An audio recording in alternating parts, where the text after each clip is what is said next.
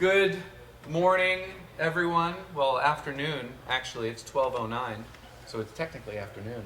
And we have a very exciting episode of The Monster Show for you here. I'm Matt Winston from Stan Winston School, and today it's all about Fire City, the interpreter of signs. We are joined by the director, Oscar-winning creature effects wizard Tom Woodruff Jr., and the writer-producers, Michael Hayes and Brian Lubocki. How you guys doing today? Life's good. Can't wait for this trailer. You know, we're live right now. I know, we're live and we're late. Live and late, and we're 10 minutes late, so our apologies for the delay.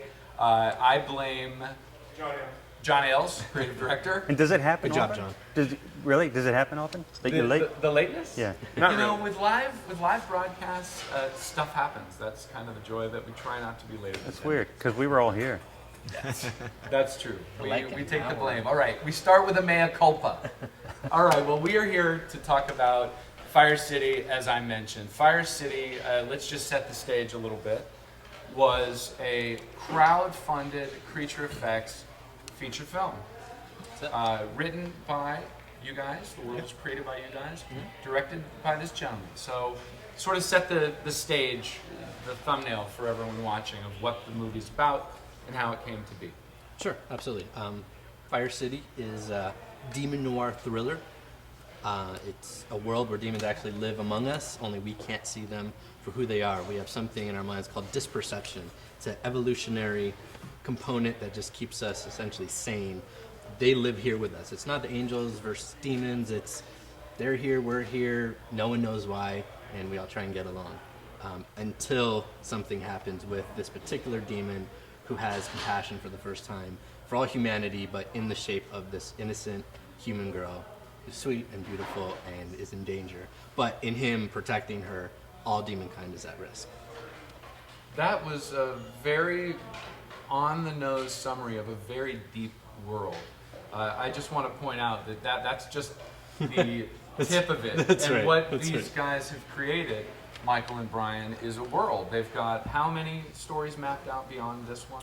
Well, we have the sequel written, and then there's 2 after that that are mapped out. Yeah, and that's what's exciting about it, is you guys are introducing a whole new world, a whole new way of looking at the world, and as with all great fantasy properties, it works best when you leave the theater and you go, could that actually be true? You know, and you start looking at things differently. What about for you, Tom? I mean, obviously, we have their synopsis of the film. What is the film to you in a simple? I gotta say, I think it gives these guys a little bit of short shrift just when you say you've got the movie, and what else have you got? You've got sequels. Yes, we've got sequels. It's just like everybody that's writing in the basement of their mom's house has got a sequel. But to didn't you write this in the basement of your mom's house? But no, you make it sound like it's slam, and it's not. It's not a slam. I didn't mean it to sound like a slam. No, you didn't. But if Wait you a cut second, me off, he's right. if you don't, It sounded like I was slamming them. Type in the comments. if you don't quit cutting bring me it off, back off. All right. first of all, I'll never get to my accused me point. of something. And my point is, it's an exciting, positive point.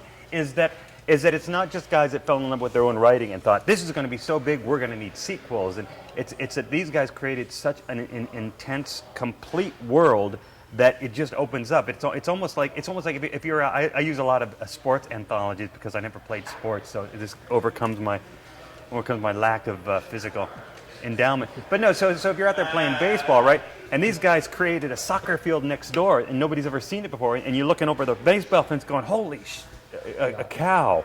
I want to play in that field. I mean, it's an intense, complete, I can't say it anymore strongly, it's an intense, complete, riveting world. And I think what makes it so fascinating is that it's not broad fantasy and it's not futuristic science fiction, it's the nuts and bolts world that is just barely behind everything that we perceive right now. So it's completely real because of that.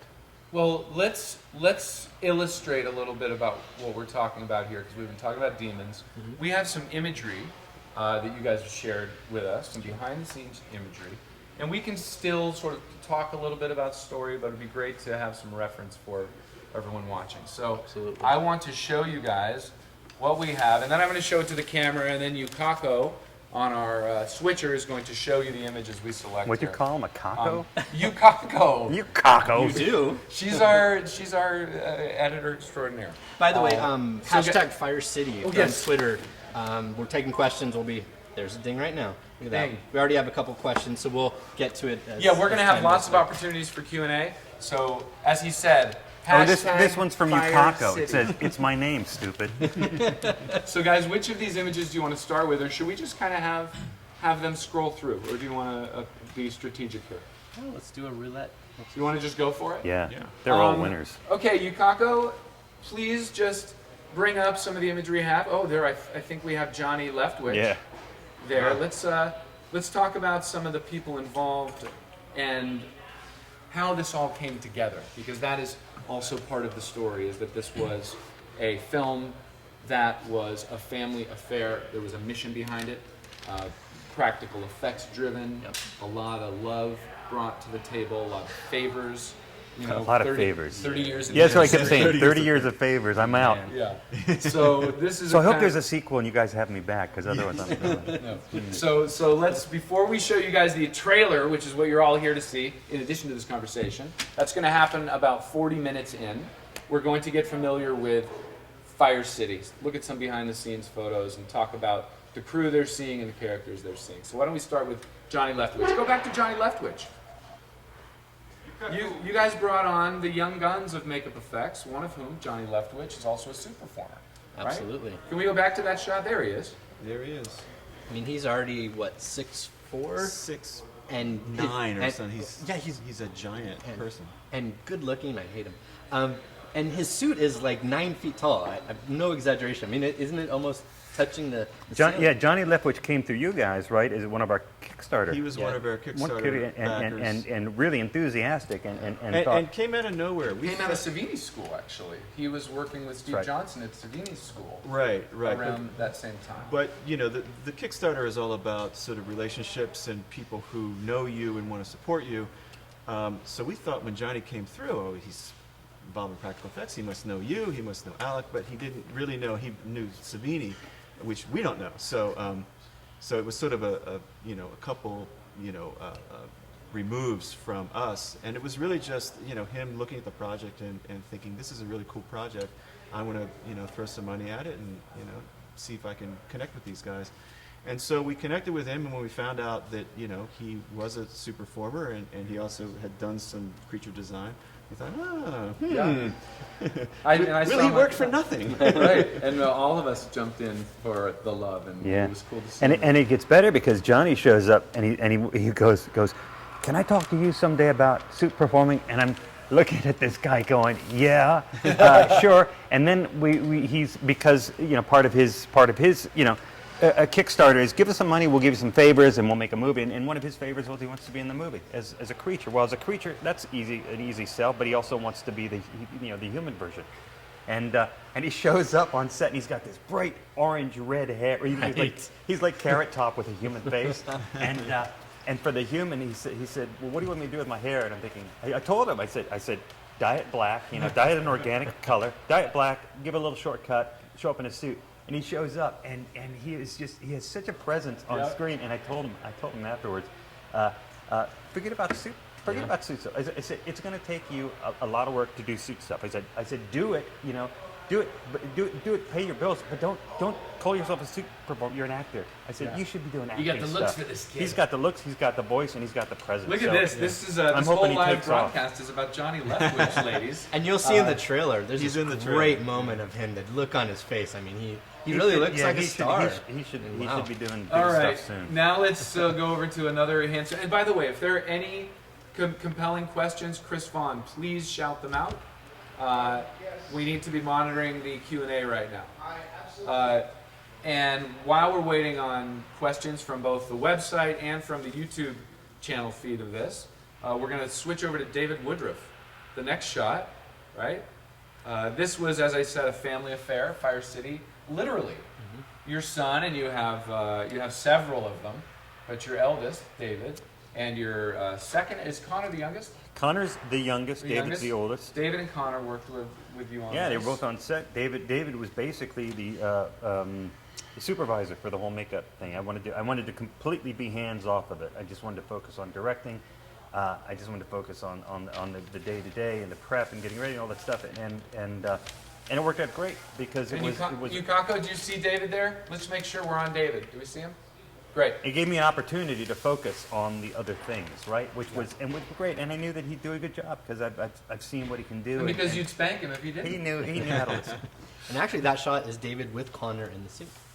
So there's there's two generations of Woodruffs here. How great is that to see your youngest doing suit work? He's got the frame for it. He's got the frame for it. He's growing the endurance for it. I don't think he's going to top my time out. My lead time in a suit. Well, you're like the David Blaine of creature effects. It's Your unbelievable. stamina is. How long can you hold your breath? Let's. Ready? Mark. How many? We have 40 minutes left on this. Let's go. Starting now. And then you come back to me in another hour. So David, we have Connor. Go ahead. So Tom was actually in that suit in 2011. We did a kind of Same teaser suit. reel. They made the suit. He performed the suit. The heritage is even richer than you expected. And I think you were glued into that bad boy for all day. Yeah, we did 12 all hours. day. I mean, you were the Zen master. That was Yeah, it does take a lot of mythic Zen qualities. I want to move on to some other faces here. I know you brought on a lot of up-and-coming makeup effects folks, and we have a string of shots here, starting with a young lady wearing a gauge in her ear. Do you see that shot, Yukako? And she is applying makeup to a demon with big old horns. There she is. There's a series here, and we're going to meet Dave Elsey. Let's talk about the makeup effects crew you brought on. Starting with this. Well, this is Joe, and she was actually Johnny Leftwich's friend. I mean, she still is. He brought her in, and she was doing a great job of makeup. And you know, for the most part, all of these makeup artists were working for free. And if they weren't working for free, they were literally working for pennies on the dollar for what you would normally get, because they were all committed to the whole thing. And this movie became such a groundswell that beyond the classic elements that you need for a good movie, the story and the characters and the time to shoot it, it was just this whole groundswell of wanting to see a movie that was built around practical effects and more of a I don't want to say a throwback, I don't even want to say old school, because it's almost like it harkens to a specific style, it harkens to a specific genre, and that doesn't make it old-fashioned or non-trendy. No, there's nothing old-fashioned about but there's something very solid about practical effects, Yes. and the look that they create. And I don't hate digital effects. I hate digital effects that supplant all things else, and they don't at that point they don't ask. They force the audience to believe, right? And again, I'm also not saying I'm not saying there aren't great digital effects out there, right? I've seen amazing stuff that I love, but I've seen stuff that I don't love, and I've seen stuff that I don't believe, and I've seen stuff that I don't believe because I can tell it's not real. And I don't know digital effects, but I can tell it's not real, and I know it, and so does the audience. Well, what was cool about walking onto your set, and any set that's using practical effects, is everything was there, and it was great. You know, I showed up for my little part, and I also showed up with the crew later on, and to walk onto a set filled with actors in full makeup, with a set and production design, it makes the playing make-believe so much easier because it's just there, and more fun. I mean, everybody was there bleeding and sweating and, reduced pay and working. I didn't see all the bleeding. It was mostly internal. He took Tobias's headpiece off. Oh, yeah, there was some literal. Yes, we should talk about that a bit. Let's get back to some of these artists here. We've got Joe, you said, and then we've got over here. Here, let me just go through these for you. That's the massive jaw of Wayne Five-A-Day Anderson, and that's his brother Robert inside a suit that Wayne created years ago when he was still living in Florida, and donated it to Fire City, and it's a pretty pivotal demon, in this big scene in the demon club that turns on human beings. But I mean, look at this thing, right? Oh, it's incredible, and up close, the sculptural detail and the paint that you did. I mean, it's just. Wow. And what was classic was you look at that look on Wayne's face, and you just know he has no idea what the true value of this thing is, and he just brings it. He goes, "Here, guys, use it." Yeah. And something like that, if this was a big studio movie, that's a $50,000 or $60,000 demon. Oh, yeah. Just to get to that point. Yeah. And again, everybody brought everything they could, not just themselves and their talent, but in cases like this, work that they just gladly donate it. A big shout out to an up and coming makeup effects artist who you got to keep your eyes on. Eyes are on him. That's for Eyes sure. are on him. Let's talk about Dave Elsey and this particular photo. Let's move to the next photo of Dave Elsey removing Vine's makeup. You, Kako. There it is. We're queuing it up, and here it comes for everyone else to see. So let's talk about this shot and the Oscar-winning Dave Elsey, who led up your makeup effects team. Yeah, Dave was the first guy that I called. I'd already talked to David, my son, and he and Wayne were definitely on board, and they wanted to be part of it. And I went to Dave Elsey. He had done some work out of our shop a couple years ago, and I love working with the guy. I first met him in London on Alien 3, and there's pictures where we both looked like babies. I thought I was the adult back then, but we were both babies. So both still have baby faces. So I brought him back, and I went back to him. I said, I'm doing this thing. Can you do it? And he said, yeah, sure. And I'm thinking, this is great because Vine is the main character. He's the spine of the movie. So I figured, I don't have to worry from day to day if he's going to match. I don't have to worry from day to day if I'm going to see an edge or this, that. It's totally buttoned up, and I threw him a little bit of money, and he said, yes, I'll do it. And he came on board, and he did a fantastic job. And it was exactly what I wanted, where I didn't think twice.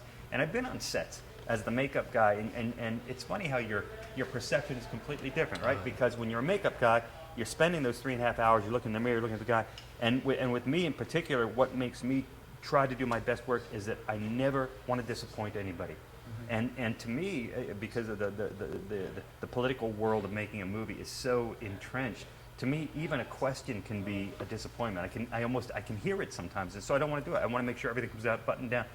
And as a makeup artist on set, you show up and you take them, and they shoot, and you don't hear a word. And I realize that is a resounding success. Oh, if you don't If you don't hear a word, you don't it's want to hear a good resounding job. You just success. don't want to hear anything. Right. Great. So I don't know. So you made sure to ignore. No, I did the opposite. I Completely. kept telling him every day, this is great. So and I'm thinking, he's probably thinking, I must have blown it because Tom kept saying how good the work was. Can we make it official? Dave, you did a great job. Yes, absolutely. You get a pat on the back.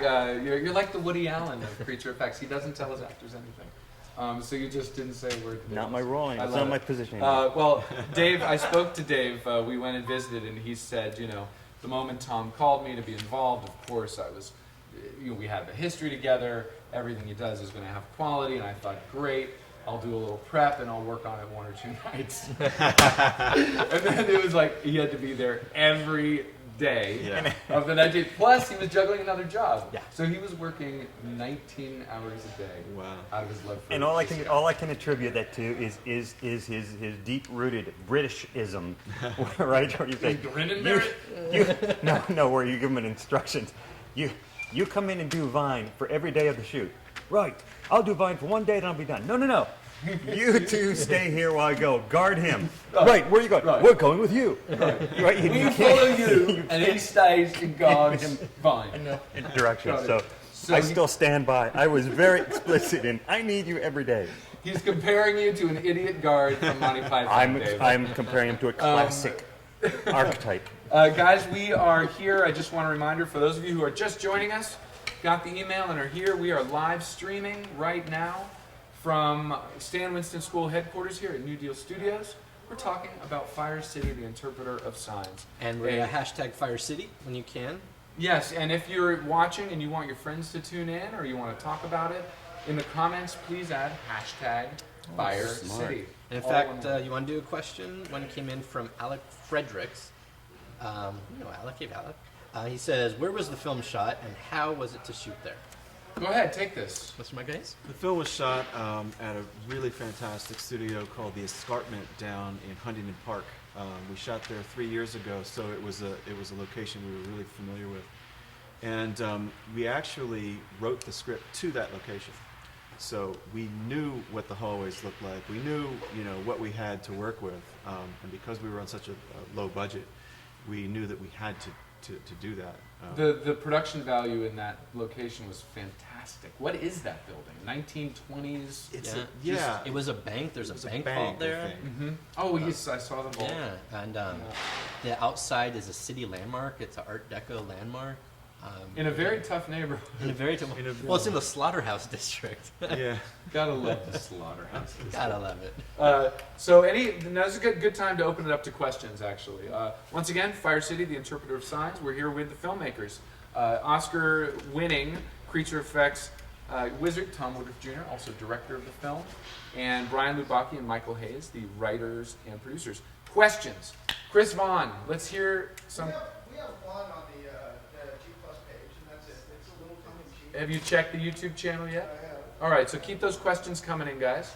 And it's for Tom, and it's from Justin, and he wants to know what it would take to get a ride in the Batmobile. All right. It's a little off the spine of Fire City, but we can talk about the Batmobile. Yeah. Tom Woodruff Jr.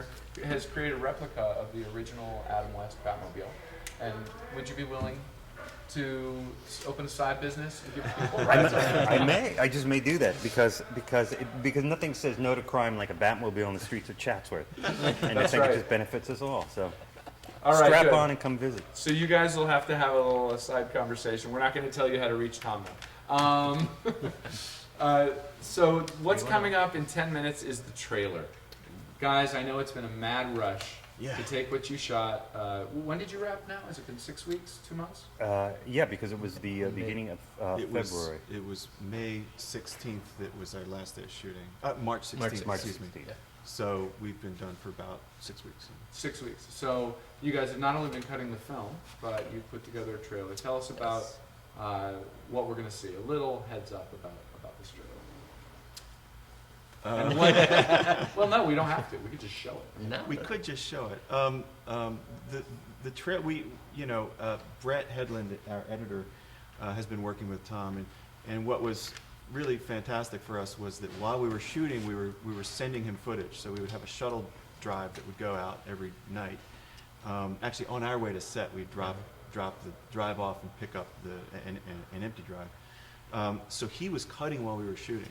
So we already kind of had a sense of the, things were going well and things were cutting together well. And then after we wrapped, he started to assemble and send Tom, pieces of like 10 minutes at a time. Mm-hmm. And they have been doing that for now 6 weeks. And now we're going to actually see an assembly, a director's cut tomorrow. At that time, we also wanted a trailer, and fortunately, we have a really smart, really talented assistant editor named Taylor Glenn. Mm-hmm. And We love you, Taylor. We love Taylor, and she actually cut the trailer. So this Great. trailer is what we call Taylor's trailer. Taylor's trailer. Taylor's trailer. Now, what's Taylor's last name again? Taylor Glenn. Taylor Glenn. Taylor Glenn. Taylor, we're very excited to see your handiwork in now 8 minutes. Guys, just a checking with the crew.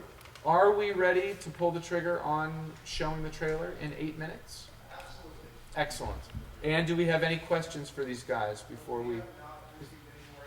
All right, good. I have a question. Oh, good. Funny enough, how does this trailer differ from the one shown at Monster Palooza? Okay, that's a good one. First of all, Monsterpalooza, the world's greatest monster convention, just happened recently. If you've never been, you got to come. Burbank, twice a year. You guys showed a first trailer.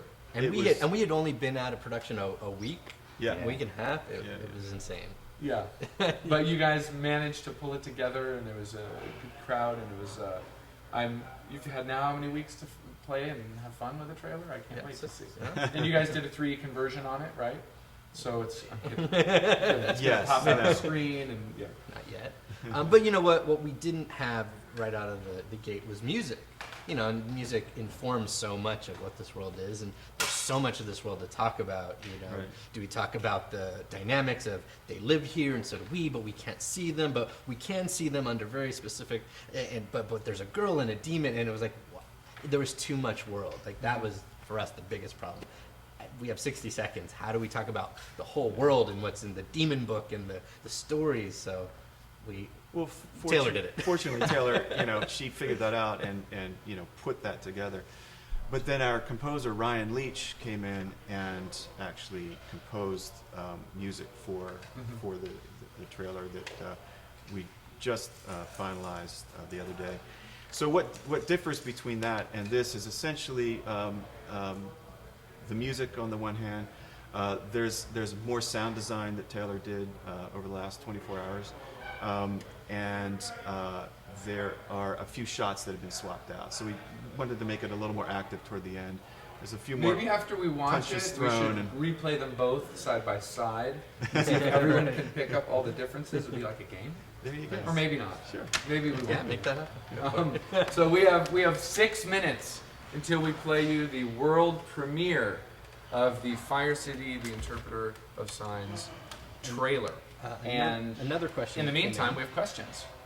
AC Fred, can you describe a bit more about the world Fire City, the Interpreter of Signs is set in? So he's asking about the actual world itself that the movie is set in. It's It's very complicated. it's really hard to our describe. world to a degree, Yes. Yes. right? But with this wrinkle that Yeah. this exists. It's modern time, but it definitely has that noir aspect. So at times when he's not using his cell phone as a flashlight, you would think that maybe we're in the 40s. Yeah. And it has that. And I think probably the most physical element is that it's still our world. We're not in a land of stones and caves and fire and all the things. We're very much in this physical world of ours. It's just that the characters exist on sort of a parallel plane, this parallel life that because of the human condition of not being able to see them, they're isolated and they can appear as themselves when they're among themselves or alone. So it is present day. Is it Los Angeles specifically? Is No, it ever said? Yes and no. I mean, It's never said, the but i- it's sort of like Los Angeles, Yeah. the way that Film noir. Los Angeles is where Constantine is set. Yes. But they never really say it. Yeah, yeah. They talk about Figueroa, I believe. But Yeah. um, The architecture kind of Yeah. of that place Yeah, tells yeah. that story. so you're going to see shots which we have yet to shoot, but we're going to pick up some master shots of the valley, some city street shots. So you will potentially recognize. We're going to alter it a little bit and really make it different. But it's really intended to be every city in a way. And the reality of it was really important because of the core concept, and that's why the practical effects are so important, because it was really essential to believe that it's real. It's not this fantasy that is not our world. We want people to watch the movie and walk outside and, like you say, look around and say, who's the demon here? Yeah, right. And that's some of the film noir is all about grit and realism and seeing the oil slicks on the streets and the whole deal. And the fact that you guys went practical just really serves that whole thing. Yeah. Check your Twitter. Are there any others? Because we're about to do this. We have 3 we minutes. got? Well, we got some questions. Chris Vaughn, can they hear you? No, I'm not on. So why don't you just pass me that computer and I'll read them. This is Chris Vaughn, live coordinator. Hi, guys. You're going to meet the whole crew before we say goodbye. Okay, Pamela Cash says, I saw on the site that you've made a comic book as well. Is this to promote the film? And do you plan on making comic books based on the world you've created? Yes and yes. The comic book was actually made to promote a short film that we shot a year ago with Tom. We had been out of production for a couple years. We wanted to kind of, before we take on this huge thing, which we'd never done before, this feature film, we wanted to get a little more familiar and remember like the lessons that we'd learned that we had forgotten. And we wanted to work with Tom to see, how we all work together. So we shot a short film. We shot for 2 days. And the comic book was actually made as a kind of precursor to that. So it's actually the story of the characters that are in the short film that leads up to that. So if you read the comic and then you watch the short film, it'll all make sense. It's the origin story to the short film. It's which a sets up multi-platform That's world right. you've created. That's right. But it doesn't relate directly to this film. But Well- we do have plans to do all sorts of things. Except for the fact that it introduces an interpreter. Right. An interpreter is like a judge. There's many. They're from different walks Or of life. fortune teller.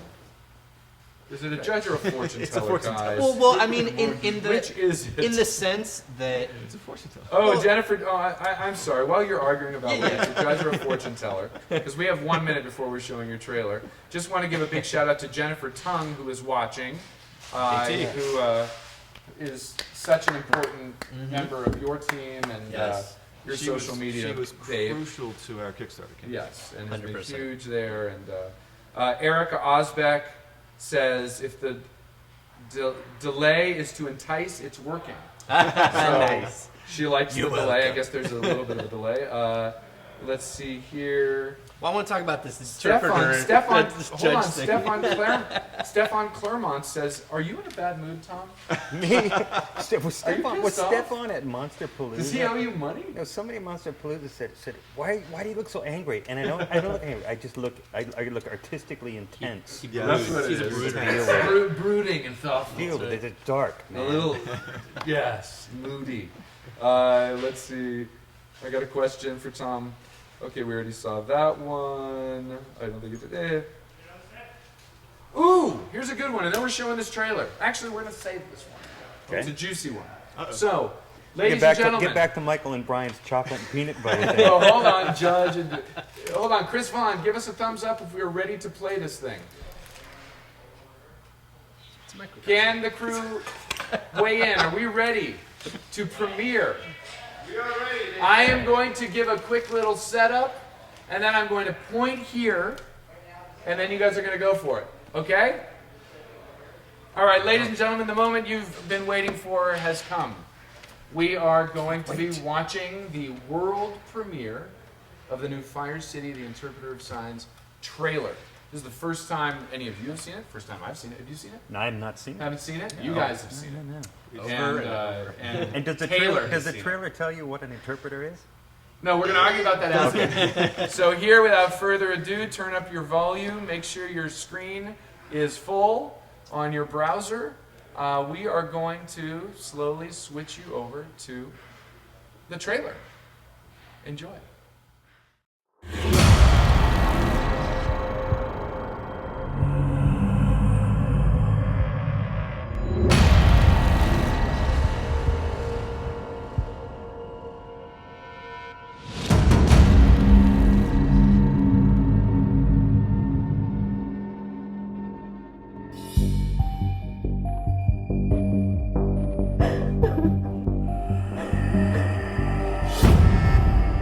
What are you doing down here?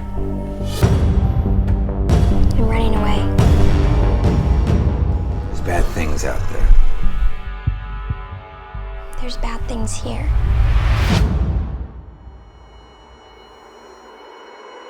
The humans have changed. I don't feel like killing every living thing on the face of the earth anymore.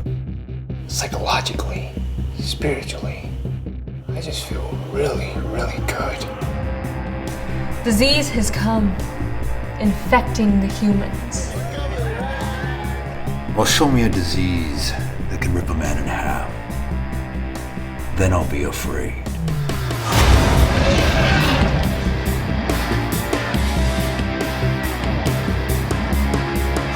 It's a demon.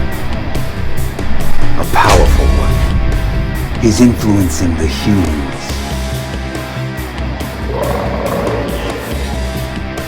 You have done what no demon has done before. You have compassion for the humans. Act like a demon! You want to know if we'll start killing humans when we're starving? The answer is yes.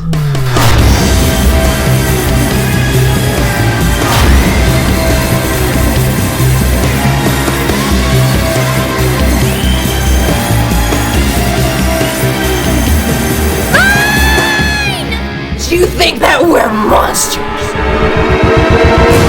We are monsters.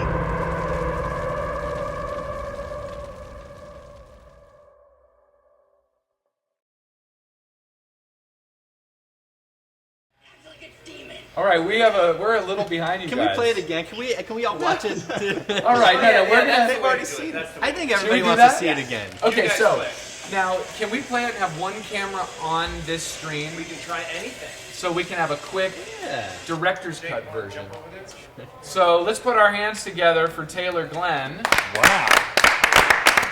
And let's also put our hands together for Brian and Michael and Tom and everyone else it took to make that happen. You're just seeing The highlights. There's a lot more where that came from. So It's a very short movie. So what we're going to do is we are going to watch it again because, frankly, we weren't watching when you were watching, and Tom and I still haven't seen it. So we're going to have one camera on this. Can you guys gather around over here? Wait, can I use this anyway, even though I was going to? Wow, that was a great trailer. So we're gonna play it again. You guys are gonna have a director's cut commentary. I'll play the sound low. And what's the best way to do this? Rewind the live feed? How should I do it? Just go. Where do I go to a YouTube? Where should I go? What's the YouTube link? Bear with us for a second, guys.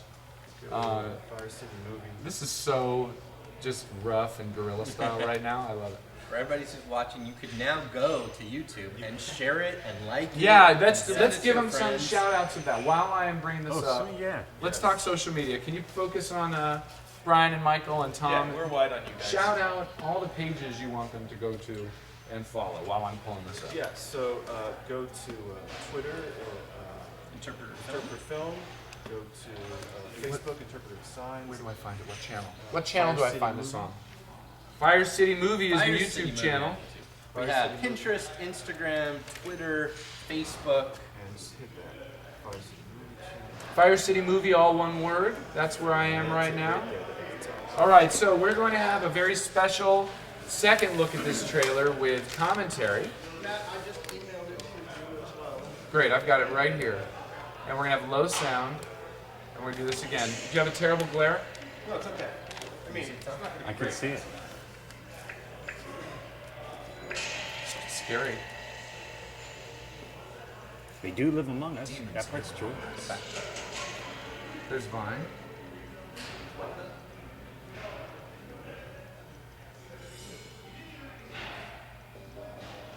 So this is all the sad people in the world, and demons like that.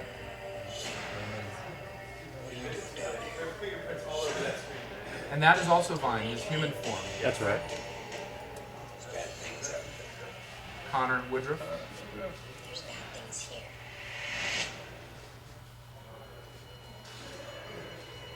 The humans have changed. I don't feel like killing every living. Why, that's Matt Winston.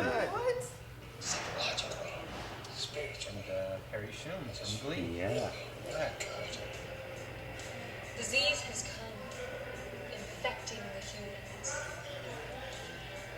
Well, show me a disease that can eliminate it. Then I'll be free. Oof. So we're seeing each of your lead demon characters has a human counterpart. Right.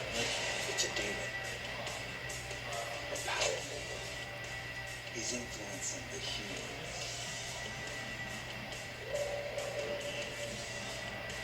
You have done what no demon has done before. You have compassion for the humans. Act like a demon. We won't know if we'll start killing humans when we're starving. The answer's yes. Yeah!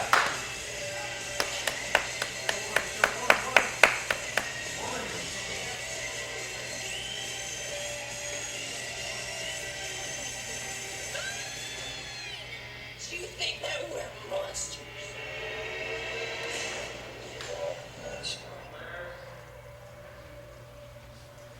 Put your hands Yeah. together in cyberspace. That's the second time you've seen it. Wow. The first time I've seen it. And the first time Tom's seen it. Well done, guys. That looks really peachy. Thank you. Very cool. Don't you want to see this now? Yeah, I've been watching it now for the last couple of weeks. I still want Yeah, to see he's it. the only one that's seen it. That's right. You know what actually was it? Did this actually What movie is this for? match at all what you're doing? I haven't cut anything to the kind of rock beat kind of thing yet. I dig that music. Is that someone? that's him, Ryan right? Leach, That's yeah. Ryan Leach. He, And he's done all of our music, so anything you find online, the trailer. How do you spell Ryan's last name? Let's give him a shout out. Leach. Leach. Say hello to Ryan Leach. Fantastic. And check out his music. And great to work with, and Yeah, really use super, him. super great. Hire guy. him. Good stuff. So guys, now that we've got the film post-production underway, you've got the world premiere of the trailer just happened. what is next? I know you've got a lot of post-production to do, and you're going to some festivals We're or going to Cannes. Cannes. Yes. So that's the place. That's the place where That's the place. you want to find a home for Fire City. We do. We And, do. and you know, just get the word out, let people know that we're alive. Our lawyer actually went there last year, but 2 years ago was the first time people really looked at the footage we had composed. Up till that time at the AFM, people just wanted to know what's the budget, who are the stars, and we just didn't have that. That wasn't our model. So it wasn't until that Cannes that he started showing a couple of people the actual footage, and they said, "Wait a second!" And then people started finding him and asking him to see it. And by the end, he called and said there was 50 people who had contacted him that wanted to get in touch with us, but we didn't have a film. So now we actually have a film. Yeah, you've actually got a movie, you got a trailer. So now we're going to go see the people that he met before. We're going to see some new people, and our loose idea is that we are going to hopefully be able to meet the Toronto Film Festival deadline and see if Toronto will have us. I'd love to be in their midnight showing. That would be In September, that would be great. We do intend to release here theatrically in October. Do it.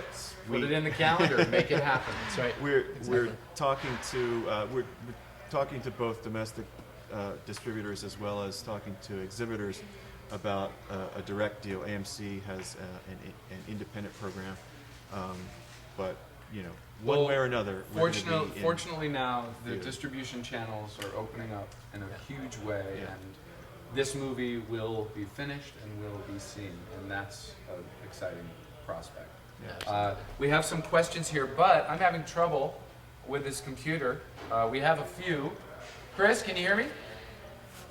I keep calling off to Chris. Chris! I can't. This computer's having some issues showing me the questions. We have Do you want me to give you one? Yes, please. Shout 'em out. This comes from @Crowforce, says for Tom. Wants to know what the most fun suit to perform in yourself, and then as a follow-up, and also seeing coming alive with another person inside of it. So what was the most fun you had performing in the suit, and then what was the most fun seeing a suit you created come alive? Well, the first one was Pumpkinhead. Pumpkinhead, because it was a bunch of firsts. It was the first time we got to design something. I say we, me and Alec and a couple of other guys at Stan Winston's, John Rosengrant and Shane Mahan. Stan gave us the reins and said, "I'm directing. You guys go do this." And so it was the first thing we did, and Stan was directing, and it was just. And that was his first. Yeah, I always tell people too. I can't ever separate the experience of wearing the suit from the whole experience of making the movie and being in meetings with Stan and being on set with Stan, and it was like a real highlight. A highlight of my life. You had a similar experience with your boys on this movie. You were the director, and you let them run. That's right. And the answer to the second question, there have not been that many. Design-wise, we've designed creatures certainly that I haven't done, that have become makeups or digital creatures. But this was probably the first time that I had a hand in coming up with some creatures that other people were wearing. And I got to be honest, there are times when I'm thinking, I would do that a little differently. We're doing another movie right now called Kids vs. Monsters, and there's a handful of monster characters in that, and Connor's playing 3 different roles.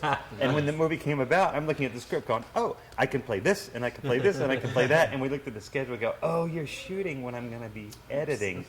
So I said, all right, we'll put Connor in, and I've been setting out to watch him, and it's the same thing. I'm watching Connor do things, and I go, really?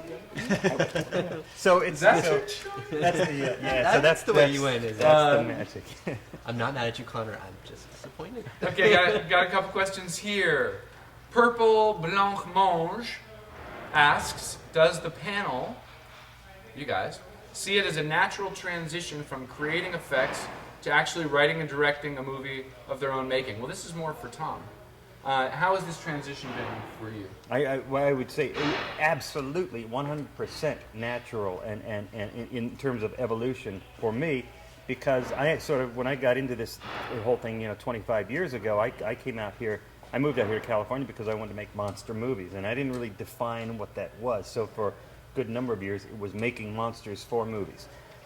And over that time, always doing my own projects, and I mean, going way back, to caveman times and actually shooting film, Super 8 film and 16 millimeter film, and then low end video and stuff, and always studying writing and studying filmmaking, and knowing that I'd been around set. I've been turned on to so many different directors, good and bad, and big names, and You can do a few name checks.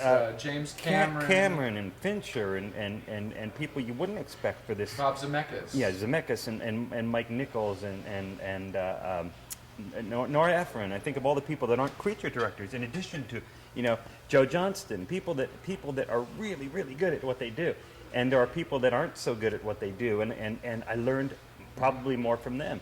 And so Don't for name me, check. no, we won't. Please. We won't do that. But just We're moving, Switzerland around moving here. forward, it's like there's many times. I think as an artist, to be a good artist, you've got to be frustrated. I think if and maybe that's why I'm looking angry to that. He's an artist. I'm an artist, so Goes back with the off, man. territory. No, I think for me creatively, I'm most creative when I'm frustrated. So I love to come out of a bad movie, and go home and start tweaking my own scripts. Right, because I find that being continually over the years thinking that we're the guys that are bringing the creatures, we're the guys that are bringing what everybody wants to come see in the movie, but realizing that from their point of view, we're just vendors. We've been called vendors. Bring in the rubber monster, blah blah blah. Okay, thanks guys, get out. Vendors. And it wasn't enough for me. It's never been enough for me. So I'm thinking that moving forward, this is a long way of getting to an answer. My scripts are much shorter than this. Is that yes? It feels right. It absolutely feels necessary to me to take everything I've learned and channel it and do something with it. Yes. So I'm not just stagnant and making a monster for yet somebody else's movie when they don't know what to do with it. Well, that's true of all artists, whether you're making a monster or writing a piece of music or writing a book. The more you can take charge of your own destiny and protect your voice, the more rewarding that is. And we fortunately are living in a time where it's easier than ever to make your art. You got your editing suite right here, That's right. and it's easier than ever to distribute. You get your YouTube channel, and here you go. That's what we're doing. Yeah, I mean, this whole thing came out of frustration. We were screenwriters, and same reason. You go to a screenwriting because you want people to see your films. You don't want to just write it and put it in it. So we said, let's make something. No one else is making what we're selling. And here you are. You guys, it's shot, sorry, it's being cut. and you guys also had an interesting story in that you've created this world and existed on paper, existed in the scripts, and like you said, your lawyer was over at Cannes and got a lot of interest. And that interest led to nobody coming in. Nobody was patting you on the back, giving you bottles of champagne, going, "Let's go, guys. Let's all hold hands and walk into this movie together." It was basically give us everything and walk away. Right. So that to me would be so frustrating, and the only way to beat frustration is to turn it in. So those guys turned it into something positive. You guys took that, and that became the impetus that became Kickstarter, that became this movie, that became now these guys are holding the cards with they don't have an idea now, they have a movie. Who wants it? Right. Who wants to work with us? Who not just take it from us? So we have a question that fits with what you're saying, this momentum you're trying to build. This is from Rab Guy. Hey Rab Guy, what needs to happen to ensure a sequel to the film? I didn't get a chance to kickstart this, but I want to see more because the world is fascinating from watching the original shorts. And while we're answering this question, Yukako and team, would you please bring up some more of those Dropbox images for us to take a look at while we're discussing? We only have about 10 minutes left. We started 10 minutes late. We'll call it 15 minutes. We'll wrap this up at 1:15 p.m. Pacific time, but we want to make sure you guys get a chance to see some of the beautiful work. So while you're answering that sequel question, we're taking a look at some. Yeah, what needs to happen is really, really simple. We need to find our audience. We need people to engage. We need as many as possible. We'll take care of the rest. Obviously, we need, people to distribute it. We need to get, marketing behind it. We need to put it in theaters and or, release it on some platform, some channel. To get it to, but there has to be that audience there that wants it. Right. So that's So go to YouTube right now. So how share can, it with 5 so friends. it's a good Share it. time to tell everyone, Yes. how can we create a grassroots support for this? What's the best way? What's the hub? Where do you want people to hang out? What's the hashtag? Yeah, the hashtag. Talk about it. Well, All of it. FireCityFilms.com, or actually just FireCity.com is a great kind of center point, because we have all of our links. The YouTube will be there, the Twitter, the Facebook, all of that will be live on firecity.com, and everything up to date will be there first. But it's really sharing. It's really sending the link to everybody you know, talking about it on websites, on comments, on blogs, on basically anything in cyberspace, mentioning it and getting the name out there, Yeah. Fire City. And hashtag Fire City, whether it's Twitter, whether it's Facebook, just keep using those Right. hashtags. So to be very specific with those of you watching, please take a moment, even while you're watching, open up a new window on your desktop or laptop or your tablet or whatever, and copy the share link from the video you're watching right now, or the link to the browser window there. Put it in a post and add hashtag Fire City. Right? Thank you. And then people will be able to view this later on today or tomorrow, learn more about this movie, and stay involved, because everyone complains about Hollywood and what they're not doing. You guys aren't doing that. You're just doing what they should be doing, which is making creative stuff and giving new artists opportunities, and not making it about the next $300 million sequel. So, if you want independent creature effects filmmaking, support Fire City.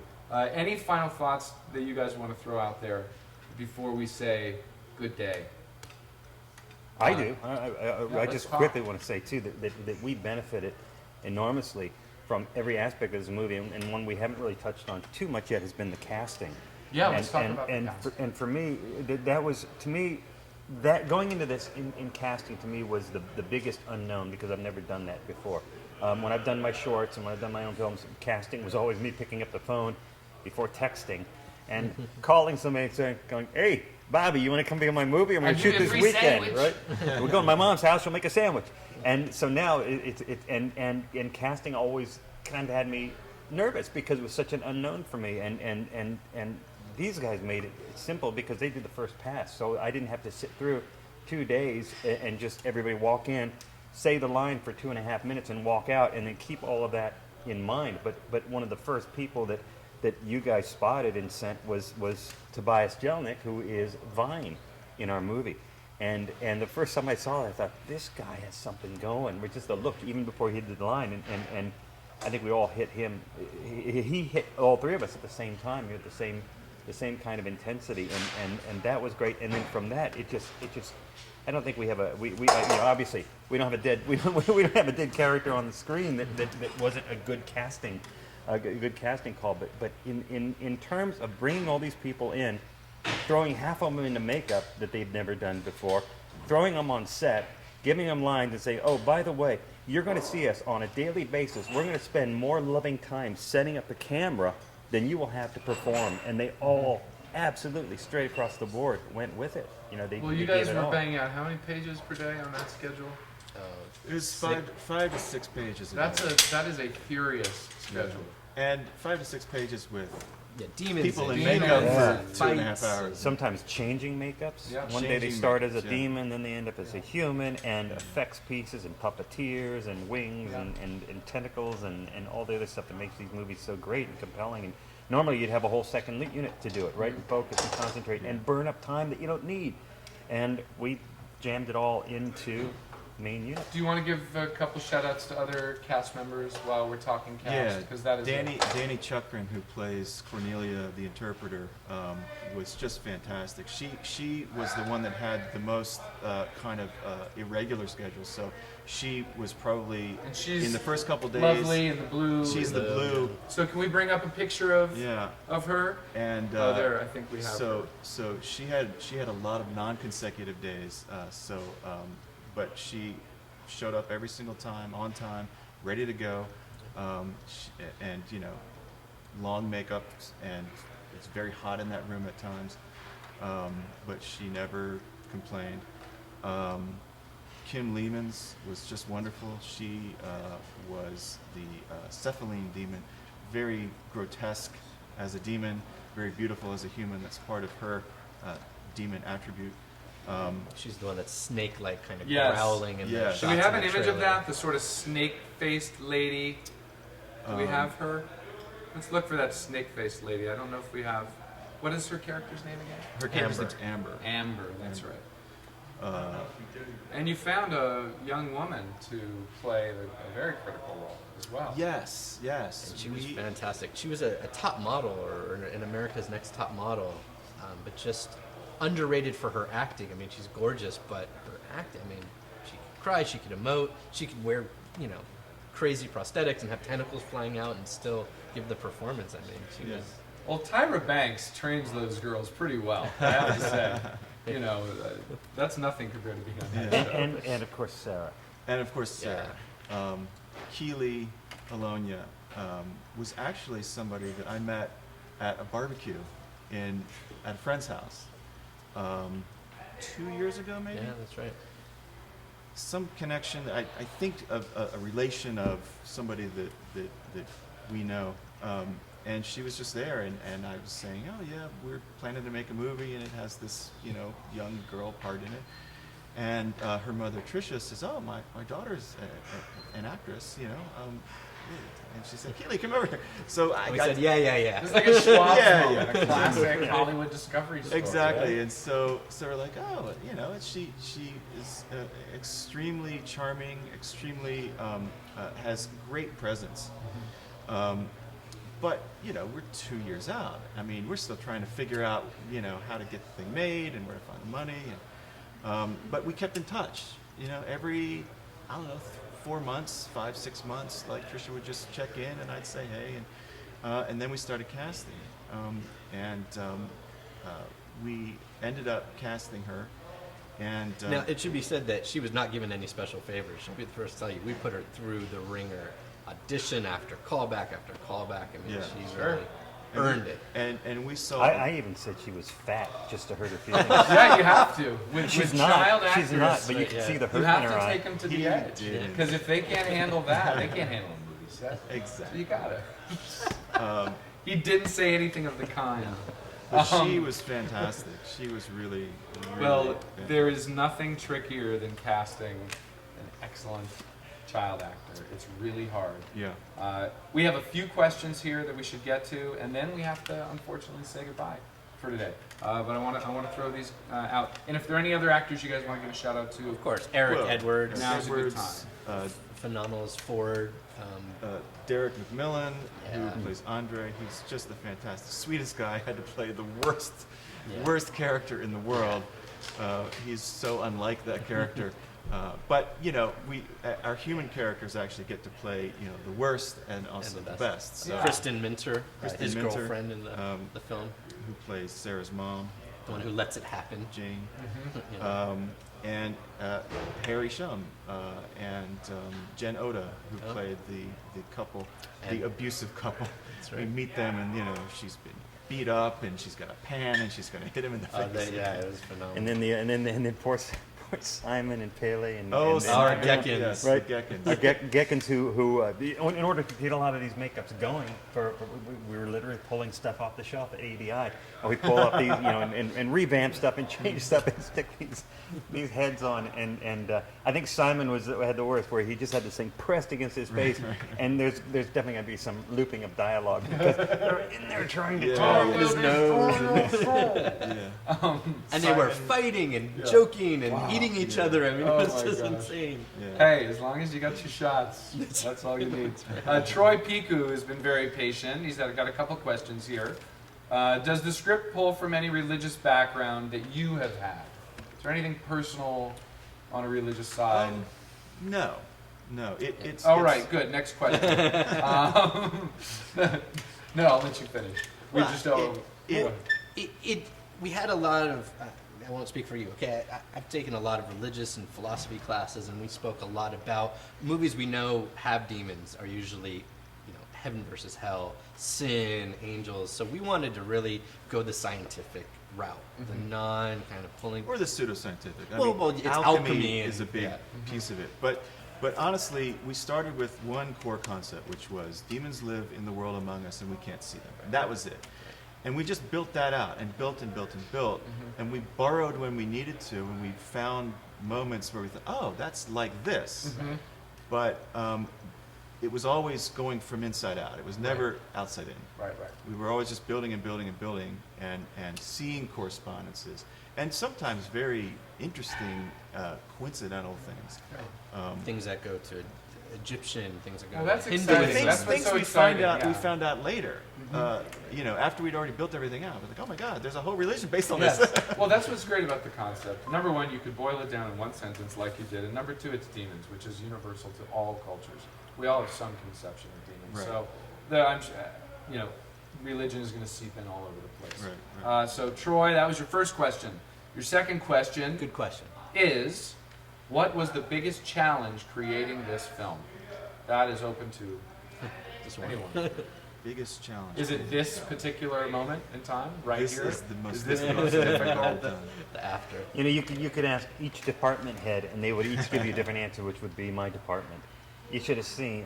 Okay, so let's go through your department heads. And let's pretend like they were here. Let's start with your DP. Name and what was the biggest challenge for your DP? Danny Groons. Danny Groons. Phenomenal. Thank Yeah. you, Danny. What was the challenge for Danny? The challenge for Danny was time. Time, yeah. Is that we? I thought you said Tom. time. It was no, Tom. no. It was Tom. Tom and Danny are why we're sitting here. I mean, Tom and Danny and the actors. I mean, they really just shot this thing in the most economical, the smartest way possible. We were on set, and there were times where we were needed because it's a very dense and very complicated script. I mean, anytime someone asks us to describe it, it's like, oh, geez, and Yeah. we spent half an hour just rambling. But it's kudos to them for recognizing that we have 12 hours. We don't have 13. We gotta go. Well, and Tom, we have to make our Tom day. is shorthand for time, overtime, and money. All the things we didn't have. That's Yeah. funny. And Danny, to be completely fair, is a DP lives and dies by the images he creates with his camera. So for a guy to jump in with a bunch of people that he doesn't know, and this guy has beautiful reels. He's done beautiful work in the past, and to know that no matter what, we can't go over 12 hours. Nope. You've got to shoot, and we get a shot, and we go, okay, set up the camera. Do we have time for coverage? No. We move on, and he's trusting the material enough, and he's trusting the image. I mean, to stand in front of the monitor and see every shot, and I just want to spend the whole day and see what else I can get out of that shot. But for him to be able to take that leap and trust that he's not going to suddenly have, I shot this movie, and then this movie, which didn't look so good because we didn't have enough days. That's Well, going you to can kill see him. in the trailer, it's gorgeous. I mean, every shot is lit just perfectly with Yeah. shafts of light. And, Well, these two work beautifully together. I mean, Harry Shum on his last day we were walking out, and he said, I've been on a lot of sets. I've never seen a DP and director work that well together. And I think that's to both of your compliment and why things worked out so well. It could have easily been a fight or, well, I'm sure there was some stuff behind closed doors you guys didn't see. We are running out of time. I Okay. want to quickly wrap this up by getting through the other production heads and saying, in a couple words, the biggest challenge. Production designer. Dane O'Shira. O'Shira was with us since day one. Yeah. Phenomenal. Biggest challenge that she overcame. Money. Money, yeah. Not enough crew. And his not- name, because he's a he. Okay. We know makeup department head Dave Elsey. Dave Elsey. Time and money, right? Time and money. And David Woodruff. David Woodruff, David yeah. Woodruff. For him, it was time. For him, Come on, we needed 5 time, and minutes Frankie ago. Yeah, there was no Balzer, money. Frankie Balzer. Yeah, Frank did a great Balzer. job blowing stuff up. Let's talk about your wardrobe department. Erica Hernandez, also from the get-go, was with us. And Gabby were phenomenal. And basically worked for nothing. They took all the money and just spent it on wardrobe because we didn't have that much. Well, it was totally authentic. The apron you guys had me wear was freshly stained with actual ketchup and mustard. Yeah, you're welcome. And it actually smelled like ketchup and mustard. Yeah, they added that. Totally. Yeah, it was like, wow, you guys are really focusing on real. But You know, before they make paints for this. yeah. Before we wrap, I want to Yeah. shout out to Dave Casper, our first AD. He is Yes. the third musketeer of that group that really got it done. Without an AD, it all crashes into the rocks. Yeah. So Our UPM, Ellie Drozdick, fantastic. She crewed most of this, which is why we're here. Our line producer, the overseer, the great Dennis Stort Murphy, just was behind the scenes, making Yes. things happen for us, making things show So up Dennis for is us. the reason why we got a camera for next to nothing from Claremont, and Denny Claremont is the reason also why we got that. So thank you to Denny for, and also thank you to him for suggesting the F-65, which Danny ended up loving. He'd never shot on it before, but he loved that camera, and I think it everything really came out well. Well, I know you guys. Obviously, every member of the crew, Of course.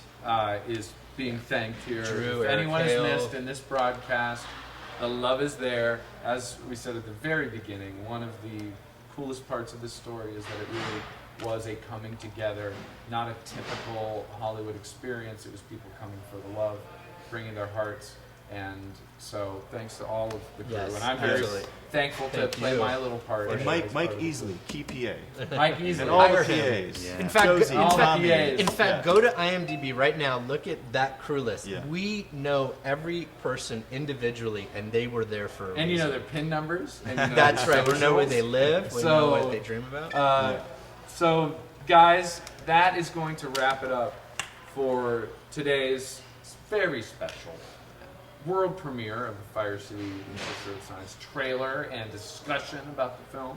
Yes. You guys, thank you so much. I know that live can be a little crazy, but it's not a big deal, right? Easy You stuff. made it very comfortable. Easy And stuff. and we want to especially thank you. Yeah. And the Stan Winston School. And the Stan It is really a pleasure and a real privilege. And the support that you obviously the support you guys have given us at ADI and now our production and all throughout everything, it's really it means a lot. And I don't know if we would get that support if we didn't offer you a role. So we will Oh no, you knew continue that to was offer the deal. you the role It didn't anyway. have to be spoken. I was sitting there waiting by the phone thinking, if I didn't don't have get to be offered spoken. that Chef Ron part, That's right. there will be no live webcast. So you were smart. There's and a disclaimer on Kickstarter now, just so anybody investing in a Kickstarter film now has to know that Matt Winston will be in the film. But I will. But we will promote you. Otherwise, it'd be foolish to do a Kickstarter. Yeah, film. but it doesn't have to be me. It could be John Ailes. If you give True. John Ailes a job, Eric Lidoff loves to dabble. Jake Borowski's got a great beard. Would look good on film. So if you offer any member of the Stan Winston School team a role in your film, Fantastic. we will promote you on Kickstarter. And actually, just a special shout out to the Kickstarter backers. Yes. I mean, you guys, Yes. especially Johnny Leftwich, Sultan, Jason Spears, and everybody else who showed up and really, they made this happen. I mean, we wouldn't be here. So. Well, yeah, and to those of you watching, whether you were a Kickstarter supporter from the beginning or would like to be one, I mean, you should just become a supporter now. Even though the Kickstarter campaign's done, That's right. go to the firecity.com site, Firecity.com. go to the Facebook Start page, there. Go to YouTube. Go to the YouTube. Share the YouTube. link. Yeah, channel. build up those views because that's what the exhibitors will look at and go. That's right. You've got this many people already, and we haven't even Right. put a single commercial on TV. Yeah, yeah. So watch the trailer again, share it with your friends, show your support, show your love, and thank you for joining us today for this webcast. Big thank you to our friends at New Deal Studios. We are headquartered here, and we have a fantastic movie studio at our disposal for these broadcasts for you guys. And we have a fantastic crew running the show behind the scenes. And can we pan around real quick? No? Impossible? Oh, no, we can't. We have some top secret stuff going on here. So I'm going to name check. Actually, can we bring you guys out? Just hold in the master and let's introduce the crew. Come on. We like to love everyone. Get over here, you Conco. Drag it in. Come on, Peter. What'd you call her? Come on, Peter. Come on, Chris. Eric, get your face in here. This is You did a great job. Peter's been running camera. Hey, you Conco. We got Eric Oh, Eric. here, who's been running social media. Co-founder of the Stan Winston School. Yukanko and Chris are on their way. Chris is And, fixing his hair. Yeah, fix your hair. Nice. Chris good. is fixing his hair. Check your teeth. Checking his breath. Anything? Yukako's been running the feed and switching between the cameras and showing all the artwork to you guys. Good job. Chris guys. Thank Vaughn you, has been guys. moderating questions and sweating over the tech issues we had earlier, but we're good to go. And Jake Borowski, back behind us on camera. He's going to move forward Bring it now. in, Jake. Bring it in. Also on camera with a beard, the envy of the world. Thank you to Shannon Gans, Matthew Gratzner, Ian Hunter, David Sanger, John Ailes, creative director, our editors. I'm Matt Winston. We are Stan Winston School. And thank you to Brian, Michael, and Tom for being with us. Thank you. Thanks, man. Thank you. And see you on the next episode of The Monster Show.